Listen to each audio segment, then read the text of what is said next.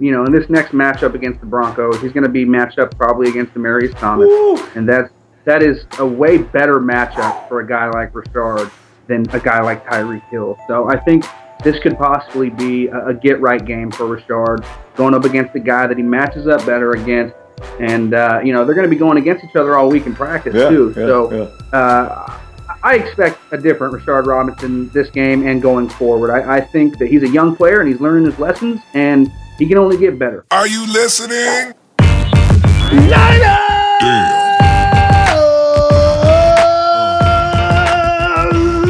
Oh, I'm supposed to wait till afterward now.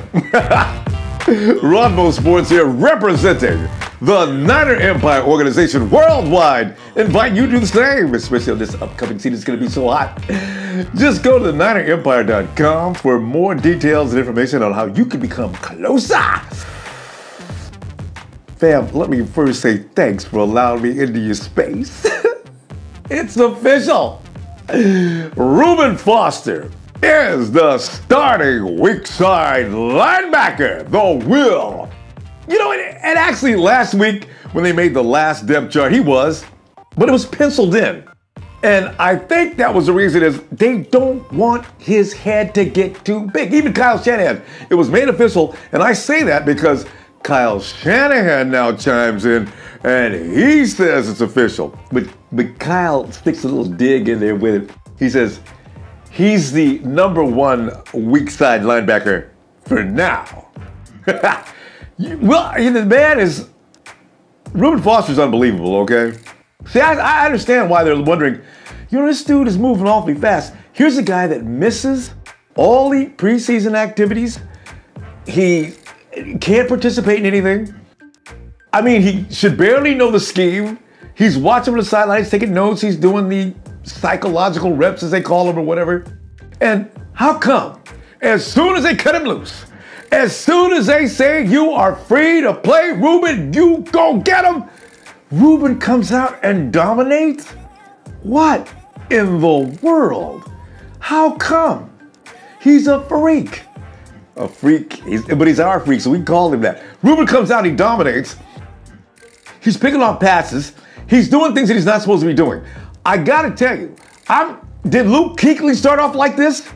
Who's some of the better premier linebackers in the league? Did Bo start off like this? Bo started off hot, but I know he started this kind of hot. The man is scary. You know what I cannot wait for?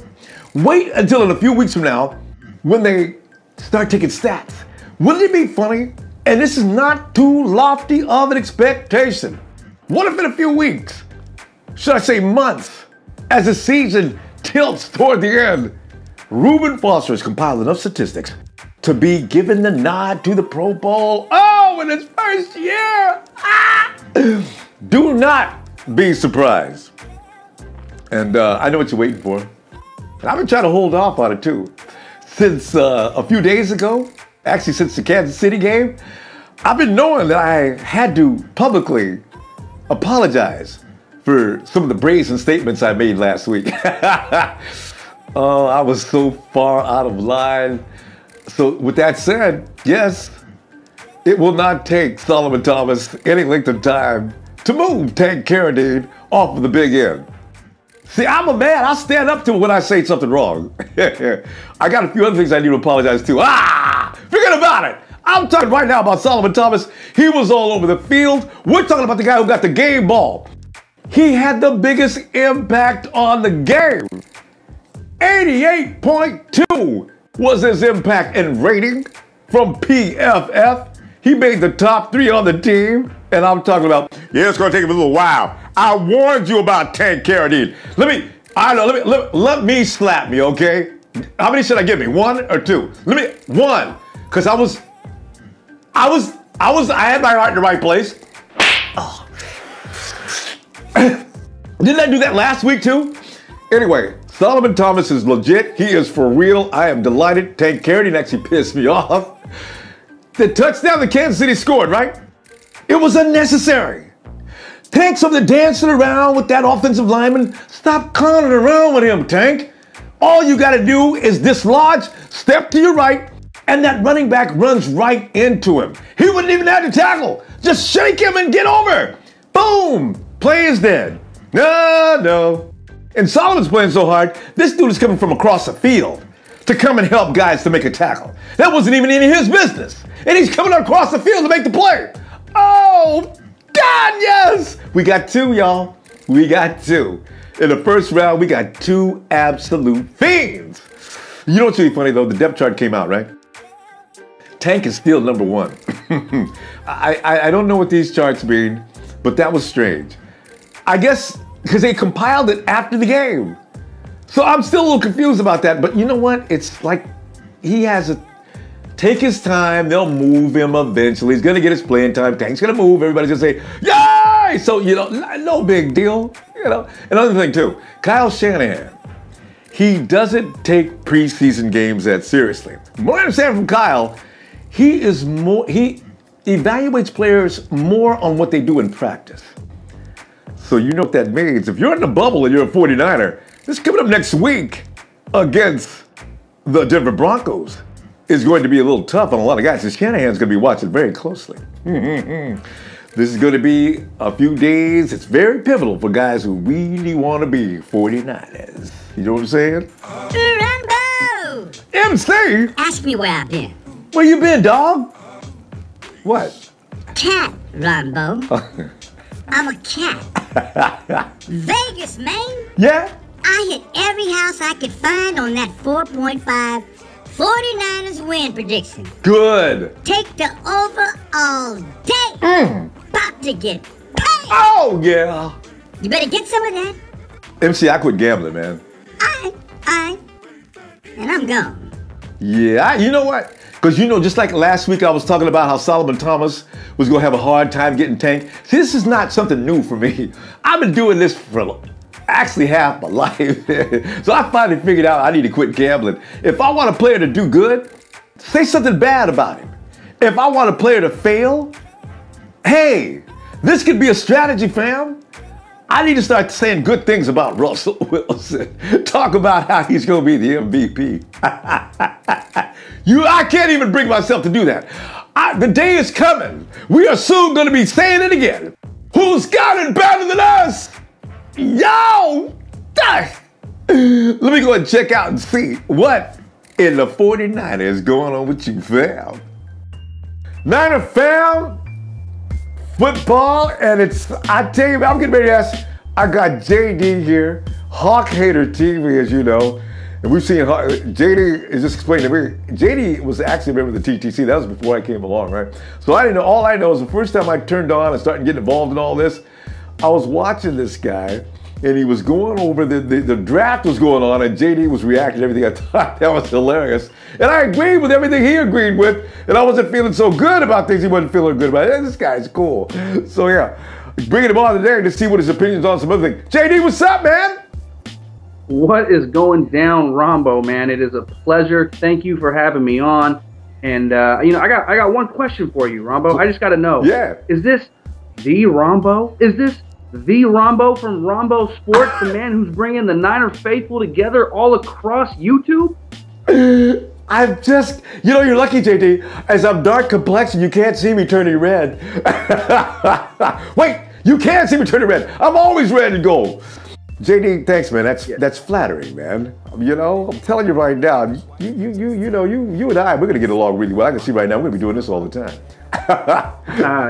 No problem, Ronbo. Like I said, thank you for having me on. It's a pleasure, and I've been watching you for a long time, and I'm glad we could finally break down some Niner football. Tell you what, let's get right down to it too, JD, because you know what? This is the first. Oh, I got a boogie on this a little bit, JD. For the first time, we can sort of feel a lot better than we have been for the last 2 years. I don't know about you, but I'm getting that same feeling. I'm getting that good feeling about the things that are going on. And then in the back of my mind, I'm worried about injuries more than anything else. But JD, be Kyle Shanahan. Just put yourself in Kyle Shanahan's desk this week. From the game that we just watched in Kansas City, you've got some adjustments to make. Where are you going to start? I got one adjustment on offense, one adjustment on defense that we can make that stand out to me. The first adjustment we can make on defense is you need to get inside the head of Rashard Robinson and see what the hell he was thinking last week.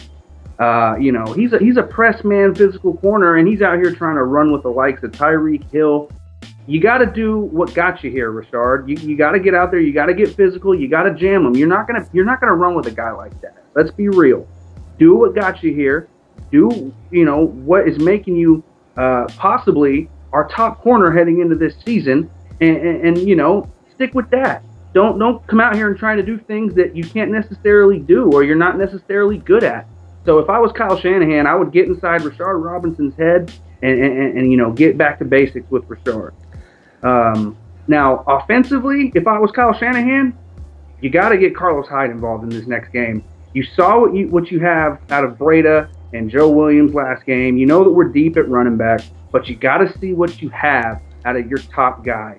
You got to see what you have out of Carlos Hyde going into this next game. And I know it's just the first preseason game, only a handful of snaps, that kind of thing. But you got to see what you have if you're trying to run the football and you want to see if he fits that scheme that they're trying to run. You got to feed Carlos Hyde. Cover three. And Hawk, I tell you, Hawk, I'm laughing because I'm thinking, man, Rashard Robinson, and just like you said, how do you know how his mentality is, right? How do you approach him? And I think he's probably a kid that's willing to learn. But I got a feeling, and I saw him lose composure. JD, I think he lost his cool because Tyreek shook him up in the first place. Chris Conley comes in and does his number. I think he was mentally, that's the first time I think he lost it. I think he lost it mentally because he made some mistakes that he probably hasn't made since he was in junior high school. And that's when I knew that shot that he was going to knock, he missed. He was going to take, I guess he was pissed at what happened already. And he throws that shot and he misses. And they get all the way down to the 5-yard line before they take it in. I says, oh, God, we were watching Shard lose composure. Did you feel that about when he done that and missed that shot? I mean, what were you thinking? He was mentally shook at that point. He was outside of his own head at that point. He was pressing after that, trying to make too much happen, and he was out of his element. He wasn't doing what Rashard Robinson does. He gets beat by Tyreek Hill, and all of a sudden you get him out of his game. He likes to talk trash. He likes to amp himself up. He likes to get physical and play that kind of game. You get him out of his game like that, he doesn't really know what to do, it looks like. That's the first time in his young career that we've seen Rashard Robinson out of his own head and just lose his cool, and that's not a good thing if you're a Niner fan. But honestly, maybe he's the kind of guy who will be motivated from something like that. So in the long run, maybe it's a good thing. He came back and he atoned for it. He goes and tells his teammates, listen, I ain't gonna let y'all down. It's on me. I made a mistake. He at least, he came back and said, it's on me. He went in and accepted responsibility for it. You guys can continue to depend on me. I will make up for it. Then he comes back and a few minutes later, he's picking off passes. So I'm looking for another Rashard Robinson this next game. So I think he'll be okay because he's got the skills. I agree. And, in this next matchup against the Broncos, he's going to be matched up probably against Demaryius Thomas. Ooh. And that is a way better matchup for a guy like Rashard than a guy like Tyreek Hill. So I think this could possibly be a get-right game for Rashard, going up against a guy that he matches up better against. And, they're going to be going against each other all week in practice, too. I expect a different Rashard Robinson this game and going forward. I think that he's a young player and he's learning his lessons, and he can only get better. And let us say to Rashard, as you catch this, man, we love you, man. We just know you can do a lot better. We expect it, and you got it in you. There it is. It's all love. Exactly, man. Rashard, if you're hearing this, man, we're behind you. And, we expect you to be that number one. We know that you expect to be that number one. So just go out and play like it, man. You got the talent. And I got to tell you, JD, I want him to continue talking trash, though, because Rashard's trash talking, asking guys when they plan on getting out of jail is, I got that right at the top of the list, but that's beautiful, man. You talked about Carlos Hyde. Listen, I'm watching the running back situation, and granted, they're not running against the same kind of competition. And also, they had a little longer to warm up. CJ, also Matt Breida, they warmed up and they had the defense was a little bit on their heels, so the run game works a little better. ABCs of football. But we've seen Joe Williams, And I was wondering, I thought Matt Breida was probably going to end up in the practice squad. At one point, I was thinking, well, maybe you put Matt Breida on the practice squad. Now he's become PFF's glory boy. They ranked him on the top team. They also said he was one of the highest point. I mean, he was like next to Sullivan Thomas as far as grades go, as far as that game went. He's been doing well. In fact, if you're the coach, how do I sit there and tell Matt Breida at any point between now and the end of the period before they make the cuts, Matt, you've done a great job, and listen, what we're going to do, we're going to put you on the practice squad. We're going to cut you now, and then tomorrow we're going to put you on the JD, it's not happening. I see Breida, and I see Williams, part of the 53, because too many people have already seen them play. If I'm sitting in Minnesota, any place that has a problem with running backs, if the 49ers put these guys any place but on the 53-man roster, I'm on that phone right, whoa, before, am I the first one to call? Yeah, get Matt Breida. I got him. I'm the first caller. He's here. You know, what are you going to do? With this in mind, because this is going to do something to the entire positional group. How does this affect the positional group now? You got two gunslingers. You got Williams. You got Carlos. You got Tim Hightower. Capri Bibbs. I wonder if we both agree. Capri Bibbs is in deep trouble because he missed that block that caused that block kick on Robbie Gould, which made me awfully mad. So I'm saying, what are we going to do, man? You know, I don't disagree with your logic on Breida, because if you put him on the practice squad, chances are he's going to get swooped up. But if I'm Kyle Shanahan and you're trying to break it down to Matt Breida why you're getting put on the practice squad, he's a young guy. He's got to earn his keep. He's a youngster. He's got to earn his stripes. And you know, you have the likes of Carlos Hyde on this roster. Joe Williams is going to make the team no matter what. Yeah. And in my opinion, even though it may be the wrong move, I feel like they're going to keep Tim Hightower as that third back, because you need a guy who's ran the system and can break it down to the other backs on the 53. Yeah. You know, I would hate to see it happen. I would hate to see Breida get swooped up by another team. But I think the way things are going to break down, I think you're going to see Hightower over Breida, and you're going to see Breida put on that practice squad, and then we got to cross our fingers at that point. So you're thinking it's going to be 3 running backs only then? I do. Oh, God. Well, there it is. JD has mailed in Matt Breida. Hey, I like him. I like him. Don't get me wrong. You got to look at things from the perspective of what do you typically see in the NFL. Yeah. You don't see 2 rookie running backs, you know, on the 53 like that. If you're keeping 3 backs, you don't typically see 2 rookie running backs on those 3. But I like him. Don't get me wrong. I don't see it. The way the NFL goes, man, you need a guy like Hightower who's been in the system before and knows the coach and can, you know, be a mentor and execute for this system. Yeah, that's true. JD's like, I'm telling you, man, that's got to be true. If we're carrying 3, Matt Breida is in trouble with it. We'll probably end up losing him. You know what? I mean, one more thing, though, real quick. Kendrick Bourne. There's another guy that's on the bubble. You know, Kendrick Bourne is. Oh, these guys in preseason, they're looking awfully good. You're only going to keep. You know you got to keep Pierre Garçon. You know you're going to keep Curley. You know you're going to keep Goodwin. And Aldrick Robinson has already made this team as well. I'm not sure how many guys we're going to carry. There's 1 spot left to share. Where would you go with that? Honestly, you know, and I'm so glad you brought this up, because if you weren't, I was going to. I think they're going to keep 6. Right. I think they're going to keep 6 receivers: Garçon, Aldrick Robinson, Marquise Goodwin, Trent Taylor. Yeah. Who was the 5th one? Jeremy Curley, and then Kendrick Bourne. Yeah. I think Kendrick Bourne is going to make the 53. I really do. He brings a dimension that the other receivers don't. And I'm not, you know, and it was 1 game. I get it. 1 game. Yeah. If he keeps it up, though, it's going to be hard to keep him off the roster. And especially because he brings that different dimension that none of the other guys can bring. Exactly. And that's the ability to go up and get it. Yes. Since when was the last time the Niners had a guy that can go up and get it like that? You know, Terrell Owens. The touchdown was nice. Yeah. The touchdown was nice, but that's not even the play that I was most impressed with. That 2-point conversion play. Yes. I had goosebumps, man. I was like, whoa, when was the last time we've seen that out here? It's toughness. You know? Toughness. I'm getting goosebumps right now just thinking about it. I think Kendrick Bourne makes this roster if he can continue to show those traits. Yeah. And that's part of his DNA. I'm pretty sure he's going to continue to show those traits. He's been like that. We're not saying anything about Ahkello Witherspoon, but the breaking of Ahkello Witherspoon's ankles early on, okay, the coaches said, let's take that down. Don't put that in social media and get rid of this. He did the same thing to a KC defender, which makes me believe that was no fluke. It wasn't Ahkello Witherspoon. I have a feeling he would do that to a number of defensive backs in the NFL, so I'm delighted with some Kendrick Bourne pushing for him. So there you go.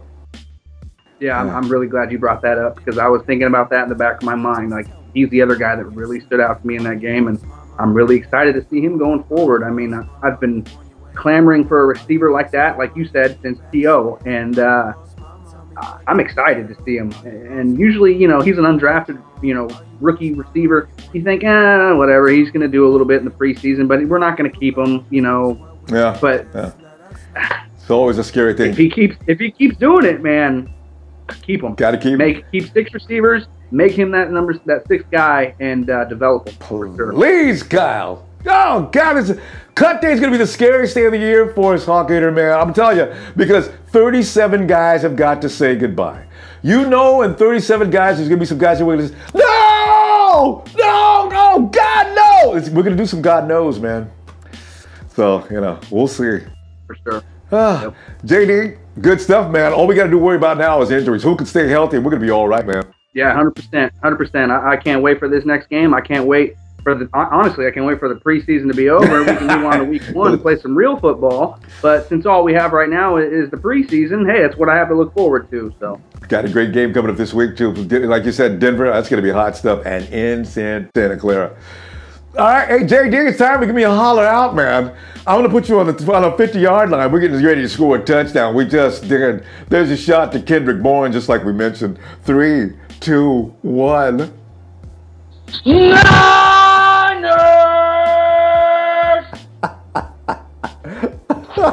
Oh, I dropped my phone.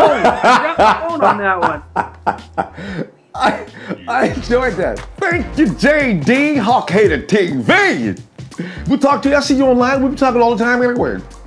And coming up this weekend, first let me remind you of Red and Gold Radio, man. I'm telling you, Monday, Tuesday, Thursday, Friday, all we do is talk 49er football. If you've not participated yet, you cannot imagine what you're missing. Oh, man. Listen, get the Ronbo Sports app. It's got all the instructions in it for you right there.